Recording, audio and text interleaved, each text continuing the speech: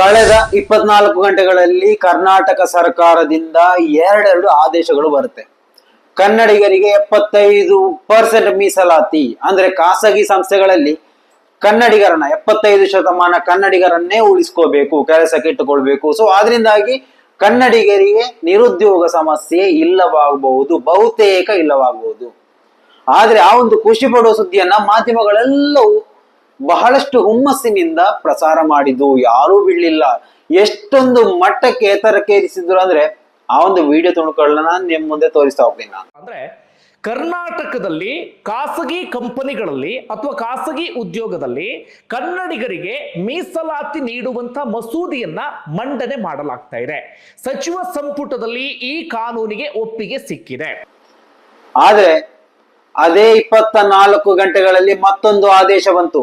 Latest update ಹಿನ್ನೆಲೆಯನ್ನು ಆಮೇಲೆ ಕೊಡ್ತೀನಿ ನಾನು. ಕ್ಯಾಬಿನೆಟ್ ಅನುಮೋದನೆಗೆ ತಡೆ ಅಂತ.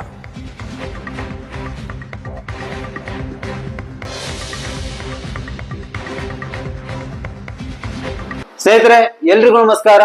ಜನತೆ ಏಜೆಂಟ್ನ ಒಂದು ಹೊಸ ವಿಡಿಯೋಗೆ ಎಲ್ರಿಗೂ ಸ್ವಾಗತ. ಇವತ್ತೊಂದು ವಿಶೇಷ ಮಾಹಿತಿಯನ್ನು ಹೇಳ್ತಾ ಹೋಗ್ತೀನಿ, ಕೊನೆವರೆಗೂ ನೋಡಿ. ನಿಮ್ಮ ಅಭಿಪ್ರಾಯಗಳನ್ನ ಕಮೆಂಟ್ ಮಾಡೋಕೆ ಮರಿಬೇಡಿ. ಜನತಾ ಏಜೆಂಟ್ ಅನ್ನ ಸಬ್ಸ್ಕ್ರೈಬ್ ಮಾಡಿಕೊಳ್ಳಿ. ಸ್ನೇಹಿತರೆ, ನೀವೆಲ್ಲರೂ ನೋಡಿರ್ತೀರಾ, ಎಲ್ಲಾ ಚಾನೆಲ್ಗಳಲ್ಲೂ ನಿನ್ನೆ ಪ್ರಸಾರವಾದಂತಹ ಅದೇ ವಿಡಿಯೋ, ಅದೇ ಮಾಹಿತಿ ನಾನು ನಮ್ಮ ಜನತಾ ಏಜೆಂಟ್ ನಲ್ಲಿ ನಿಮ್ಮ ಮುಂದೆ ತರ್ತಾ ಇದ್ದೇನೆ. ಸ್ನೇಹಿತರೆ, ಅದೇನಪ್ಪಾ ಅಂದ್ರೆ ಕನ್ನಡಿಗರಿಗೆ 75% ಮೀಸಲಾತಿಯನ್ನ ರಾಜ್ಯ ಸರ್ಕಾರ ಆದೇಶವಾಗಿ ಹೊರಡಿಸುತ್ತೆ. ಅಂದ್ರೆ ಕರ್ನಾಟಕದ ಎಲ್ಲೇ ಮೂಲೆಗಳಲ್ಲೂ ಯಾವುದೇ ಖಾಸಗಿ ಸಂಸ್ಥೆಗಳು ತಮ್ಮ ಸಂಸ್ಥೆಗಳಲ್ಲಿ 75% ಕನ್ನಡಿಗರಿಗೆ ಆದ್ಯತೆಯನ್ನ ನೀಡಬೇಕು. ಯಾವುದೇ ಇರಲಿ, ಒಂದು ಹೋಟೆಲ್ ಇರಲಿ ಅಥವಾ ಒಂದು ಸೂಪರ್ ಮಾರ್ಕೆಟ್ ಇರಲಿ, ಇನ್ನಿತರೆ ಯಾವುದೇ ಒಂದು ಸಂಸ್ಥೆಗಳಲ್ಲಿ, ಖಾಸಗಿ ಸಂಸ್ಥೆಗಳಲ್ಲಿ ಕನ್ನಡಿಗರ ಹೊರತು 25% ಮಾತ್ರ ಅನ್ಯ ರಾಜ್ಯಗಳ ಏನು ಕೆಲಸಗಾರರನ್ನ ಹೊಂದಿರಬೇಕು ಅನ್ನೋಂತಹ ಒಂದು ಮಹತ್ವದ ಆದೇಶವನ್ನು ಹೊರಡಿಸುತ್ತೆ. ಸೊ ಇದರಿಂದಾಗಿ ಕನ್ನಡಿಗರೇ ಹೆಚ್ಚಿನ ಕನ್ನಡಿಗರು, ಕನ್ನಡ ಮಾಧ್ಯಮಗಳು ಎಲ್ಲವೂ ಇದನ್ನ ಪ್ರಸಾರ ಮಾಡುತ್ತೆ. ಇನ್ನೇನು ರಾಜ್ಯ ಸರ್ಕಾರ ಉತ್ತುಂಗಕ್ಕೆ ಏರೇ ಬಿಡ್ತು ಎನ್ನುವಾಗಲೇ ಮುಖ್ಯಮಂತ್ರಿ ಸಿದ್ದರಾಮಯ್ಯ ಅವರ ಎಕ್ಸ್ ಖಾತೆಯಲ್ಲಿ ಮತ್ತೊಂದು ಪೋಸ್ಟ್ ಕಾಣಲಿಕ್ಕೆ ಸಾಧ್ಯ ಆಗುತ್ತೆ. ಎಲ್ಲವನ್ನ ನೋಡ್ತಾ ಹೋಗೋಣ ಸ್ನೇಹಿತರೆ. ಕೊನೆಯವರೆಗೂ ನೋಡಿ. ನಿಮ್ಮ ಅಭಿಪ್ರಾಯಗಳನ್ನ ಕಮೆಂಟ್ ಮಾಡೋಕಂತೂ ಮರಿಬೇಡಿ. ಯಾಕಂತಂದ್ರೆ ಇಂತಹ ಉಪಯುಕ್ತ ಮಾಹಿತಿಗಳು ಯಾವಾಗ್ಲೂ ಸಿಗ್ತಾ ಇರಲ್ಲ. ಕರ್ನಾಟಕ ಸರ್ಕಾರದಿಂದ ಬಂದಂತಹ ಅತಿ ಅಂದ್ರೆ ಯಾವಾಗ ಬಂತು ಅದೇ ಸ್ಪೀಡಲ್ಲಿ ಹೋದಂತಹ ಒಂದು ಆದೇಶ ಆಗಿತ್ತು. ಮೊದಲನೇದಾಗಿ ರಾಜ್ಯದ ಖಾಸಗಿ ಕೈಗಾರಿಕೆಗಳು ಹಾಗೂ ಇತರ ಸಂಸ್ಥೆಗಳಲ್ಲಿ ಕನ್ನಡಿಗರಿಗೆ ಆಡಳಿತಾತ್ಮಕ ಹುದ್ದೆಗಳಿಗೆ 50% ಹಾಗೂ ಆಡಳಿತಾತ್ಮಕವಲ್ಲದ ಹುದ್ದೆಗಳಿಗೆ 75% ಮೀಸಲಾತಿ ನಿಗದಿಪಡಿಸುವ ವಿಧೇಯಕಕ್ಕೆ ಸೋಮವಾರ ನಡೆದ ಸಚಿವ ಸಂಪುಟ ಸಭೆಯು ಒಪ್ಪಿಗೆಯನ್ನ ನೀಡಿದೆ. ಕನ್ನಡಿಗರು ಕನ್ನಡದ ನೆಲದಲ್ಲಿ ಉದ್ಯೋಗ ವಂಚಿತರಾಗುವುದನ್ನು ತಪ್ಪಿಸಿ ತಾಯ್ನಾಡಿನಲ್ಲಿ ನೆಮ್ಮದಿಯ ಬದುಕನ್ನ ಕಟ್ಟಿಕೊಳ್ಳಲು ಅವಕಾಶ ಕಲ್ಪಿಸಬೇಕು ಎನ್ನುವುದು ನಮ್ಮ ಸರ್ಕಾರದ ಆಶಯ. ನಮ್ಮದು ಕನ್ನಡ ಪರವಾದ ಸರ್ಕಾರ. ಕನ್ನಡಿಗರ ಹಿತ ಕಾಯುವುದು ನಮ್ಮ ಆದ್ಯತೆಯಾಗಿದೆ. ಈ ಒಂದು ಆರ್ಟಿಕಲ್ ಅನ್ನು ಹಿಡ್ಕೊಂಡು ಸುವರ್ಣ ನ್ಯೂಸ್ ಚಾನೆಲ್ನ ಅಜಿತಂದು ಬೇಕಾಬಿಟ್ಟಿಯಾಗಿ ರುಬ್ಬಿ ಹಾಕಿದ್ದಾರೆ ಈ ಒಂದು ಸರ್ಕಾರವನ್ನ. ಯಾಕಂತಂದ್ರೆ ಅಲ್ಲಿ ಹ್ಯಾಶ್ ಟ್ಯಾಗ್ ಅನ್ನು ಬಳಸ್ತಾರೆ, ಕನ್ನಡಿಗರಿಗಾಗಿ ಮೀಸಲಾತಿ, ರಿಸರ್ವೇಶನ್ ಫಾರ್ ಕನ್ನಡಿಗಾಸ್. ಉತ್ತಮವಾದಂತಹ ಒಂದು ಆದೇಶ ಆಗಿತ್ತು ಇಲ್ಲಿಯವರೆಗೆ. ಮತ್ತೊಂದು ಆದೇಶ ಬರುವವರೆಗೆ ಮತ್ತೊಂದು ಆದೇಶದ ಕಡೆ ಹೋಗೋಣ, ನೋಡೋಣ. ಕನ್ನಡಿಗರಿಗೆ ಖಾಸಗಿ ವಲಯದ ಸಂಸ್ಥೆಗಳು, ಕೈಗಾರಿಕೆಗಳು ಹಾಗೂ ಉದ್ದಿಮೆಗಳಲ್ಲಿ ಮೀಸಲಾತಿ ಕಲ್ಪಿಸುವ ಸಂಬಂಧ ಜಾರಿಗೆ ತರಲು ಉದ್ದೇಶಿಸಿದ್ದ ವಿಧೇಯಕವು ಇನ್ನೂ ಸಿದ್ಧತೆಯ ಹಂತದಲ್ಲಿದೆ. ಮುಂದಿನ ಸಚಿವ ಸಂಪುಟ ಸಭೆಯಲ್ಲಿ ಸಮಗ್ರವಾಗಿ ಚರ್ಚಿಸಿ ಅಂತಿಮ ನಿರ್ಣಯ ಕೈಗೊಳ್ಳಲಾಗುವುದು. ಮುಗೀತಪ್ಪ, ಎಲ್ಲ ಹೋಯ್ತು. ಉದ್ಯಮಿಗಳ ಒತ್ತಡಕ್ಕೆ ರಾಜ್ಯ ಸರ್ಕಾರ ಬಲಿಯಾಯಿತು ಅನ್ನೋದಕ್ಕೆ ಇದೊಂದು ಸ್ಪಷ್ಟ ನಿದರ್ಶನ. ಯಾವುದೇ ಒಂದು ಮಾತಿಲ್ಲ ಇದರಲ್ಲಿ, ಯಾವುದೇ ಮಾತು ಹೇಳೋಕೆ ಇಲ್ಲ. ಯಾಕಂತಂದ್ರೆ ಉದ್ಯಮಿಗಳು ರಾಜ್ಯ ಸರ್ಕಾರವನ್ನ ಆಳ್ತಾ ಇದೆ. ಇಲ್ಲಿ ಕನ್ನಡಿಗರಿಗೆ ಉದ್ಯೋಗವನ್ನ ನೀಡುವುದಕ್ಕೆ ಖಾಸಗಿ ಸಂಸ್ಥೆಗಳಿಗೆ ವಿರೋಧ ಇದೆ ಎನ್ನುವುದು ಸ್ಪಷ್ಟವಾಯಿತು. ಇದರಿಂದಾಗಿ ರಾಜ್ಯ ಸರ್ಕಾರ ಕೈಗೊಂಡಂತಹ ನಿರ್ಣಯವನ್ನೇ ಮತ್ತೆ ತಿರುಚಬೇಕು ಅಂದ್ರೆ, ಮತ್ತೆ ಸರ್ಕಾರ ಉಲ್ಟಾ ಹೊಡಬೇಕು ಅಂದ್ರೆ, ಎಷ್ಟೊಂದು ಪವರ್ಫುಲ್ ಆದಂತಹ ಖಾಸಗಿ ಸಂಸ್ಥೆಗಳು ನಮ್ಮ ರಾಜ್ಯದಲ್ಲಿ ಇವತ್ತು ಬೆಳೀತಾ ಇದೆ.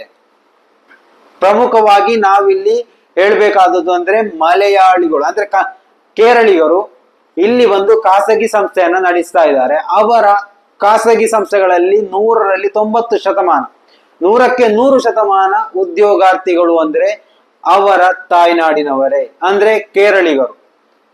ಕನ್ನಡಿಗರಿಗೆ ಅವಕಾಶ ಕಡಿಮೆ ಸಿಗ್ತಾ ಇದೆ. ಅವರೇ ಬೆಂಗಳೂರಿನಲ್ಲಿ, ಮಂಗಳೂರಿನಲ್ಲಿ, ಇನ್ನಿತರ ಪ್ರಮುಖ ಪಟ್ಟಣಗಳಲ್ಲಿ ಬೆಳೀತಾ ಇದ್ದಾರೆ, ಉದ್ಯಮಗಳಲ್ಲಿ ತೊಡಗಿಸ್ಕೊಂಡಿದ್ದಾರೆ. ಸೊ ಅದರಿಂದಾಗಿ ಅವರಿಗೆ ಕನ್ನಡಿಗರನ್ನ ಇಟ್ಕೊಳ್ಳೋಕೆ ಕಷ್ಟ ಆಗುತ್ತೆ. ಸರ್ಕಾರದ ಮೇಲೆ ಫೋರ್ಸ್ ಬಂದಿದೆ. ಸರ್ಕಾರ ತಕ್ಷಣ ಒಂದು ಕಾಯ್ದೆಯನ್ನ ರದ್ದು ಮಾಡುತ್ತೆ. ಸೊ ಈ ಒಂದು ವಿಚಾರವಾಗಿ ಸುವರ್ಣ ಅಜಿತ್ ಒಂದು ನ್ಯೂಸ್ ಅನ್ನು ಮಾಡಿದ್ದಾರೆ. ಯಾಕಂತಂದ್ರೆ ಅಜಿತ್ ಅಷ್ಟೊಂದು ಬೆಂಬಲಿಸುವನಲ್ಲ ನಾನು, ಆದರೆ ಈ ಒಂದು ವಿಚಾರದಲ್ಲಿ ಬೆಂಬಲಿಸಲೇಬೇಕು.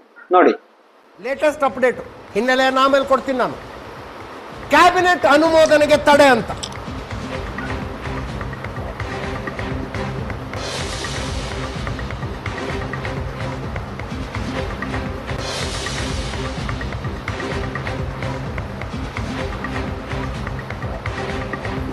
ಕನ್ನಡಿಗರಿಗೆ ಖಾಸಗಿ ವಲಯದ ಸಂಸ್ಥೆಗಳು, ಕೈಗಾರಿಕೆಗಳು ಹಾಗೂ ಉದ್ದಿಮೆಗಳಲ್ಲಿ ಮೀಸಲಾತಿ ಕಲ್ಪಿಸುವ ಸಂಬಂಧ ಸಂಪುಟ ಅನುಮೋದನೆ ನೀಡಲಾಗಿದ್ದ ವಿಧೇಯಕವನ್ನ ತಾತ್ಕಾಲಿಕವಾಗಿ ತಡೆ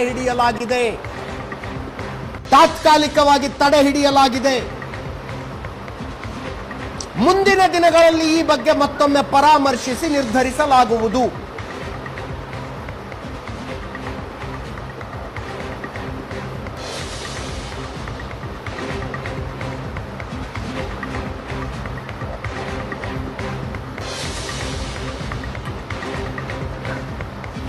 ಈ ಒಂದು ವಾರ್ತೆಯಲ್ಲಿ ಯಾವುದೇ ತಪ್ಪಿಲ್ಲ. ಯಾಕಂತಂದ್ರೆ ರಾಜ್ಯ ಸರ್ಕಾರ ಕೈಗೊಂಡಂತಹ ನಿರ್ಣಯಗಳು ಅಷ್ಟೊಂದು ಸ್ಪೀಡ್ ಆಗಿ ಬದಲಾಗಬೇಕು ಅಂದ್ರೆ ಯಾವುದೋ ಉದ್ಯಮಿಗಳ ಕೈವಾಡ ಇದೆ ಇದರಲ್ಲಿ, ಅಥವಾ ಯಾವುದಾದ್ರೊಂದು ರಾಜಕಾರಣಿಗಳ ಕೈವಾಡವೂ ಇರ್ಬೋದು.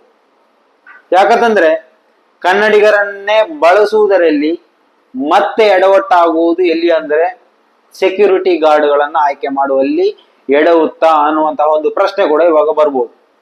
ಯಾಕಂತಂದ್ರೆ ಈ ಸೆಕ್ಯೂರಿಟಿ ಕಂಪನಿಗಳಲ್ಲಿ ಅಸ್ಸಾಂ, ಆಮೇಲೆ ನೇಪಾಳ, ಆಮೇಲೆ ಆ ರೀತಿಯಲ್ಲಿ ಉತ್ತರ ಭಾರತದ ಜನಗಳೇ ಹೆಚ್ಚಾಗಿರುವಂತಹ ಒಂದು ಕೆಲಸ ಇದು. ಅದು ಖಾಸಗಿ ಸಂಸ್ಥೆಗಳಲ್ಲೇ ಬರುತ್ತೆ ಸೆಕ್ಯೂರಿಟಿ ಗಾರ್ಡ್ಸ್. ಈ ಒಂದು ಸೆಕ್ಯೂರಿಟಿ ಗಾರ್ಡ್ಗಳು 75% ಕನ್ನಡಿಗರಿಗೆ ಕೊಟ್ರು ಅಂದ್ರೆ ಬಾಕಿ ಇದ್ದವರೆಲ್ಲರೂ ಜಾಗ ಖಾಲಿ ಮಾಡಬೇಕಾದಂತ ಒಂದು ಪರಿಸ್ಥಿತಿ ಬರುತ್ತೆ. ಈ ಒಂದು ನಿರ್ಣಯ ಪಾಸ್ ಆಗಿದ್ದೇ ಆದಲ್ಲಿ ಕನ್ನಡಿಗರಿಗೆ ಉದ್ಯೋಗ ಸಮಸ್ಯೆ ಬಹಳಷ್ಟು ಅಂದ್ರೆ 75% ನಿರ್ಮೂಲನೆ ಆದಂತೆ ಆಗ್ತಾ ಇತ್ತು. ಆದರೆ ಅದಕ್ಕೂ ಇವಾಗ ತೊಡಕುಂಟಾಗಿದೆ. ಸ್ನೇಹಿತರೆ, ನಿಮ್ಮ ಅಭಿಪ್ರಾಯಗಳನ್ನ ದಯವಿಟ್ಟು ಕಾಮೆಂಟ್ ಮಾಡೋಕೆ ಮರಿಬೇಡಿ. ಈ ಒಂದು ವಿಚಾರವಾಗಿ ರಾಜ್ಯದಾದ್ಯಂತ ದೊಡ್ಡ ಮಟ್ಟದಲ್ಲಿ ಇದು ಸುದ್ದಿ ಆಗ್ಲೇಬೇಕು. ರಾಜ್ಯ ಸರ್ಕಾರವನ್ನ ಈ ಒಂದು ನಿರ್ಣಯದಿಂದ ವಾಪಸ್ ಆಗುವಂತೆ ಯಾವುದೇ ಕಾರಣಕ್ಕೂ ಬಿಡಬಾರದು. ನಿಮ್ಮ ಅಭಿಪ್ರಾಯಗಳನ್ನ ದಯವಿಟ್ಟು ಕಮೆಂಟ್ ಮಾಡಿ. ಮುಂದಿನ ಮಾಹಿತಿಯೊಂದಿಗೆ ಮತ್ತೆ ಭೇಟಿಯಾಗೋಣ. ಅಲ್ಲಿವರೆಗೂ ನಮಸ್ಕಾರ.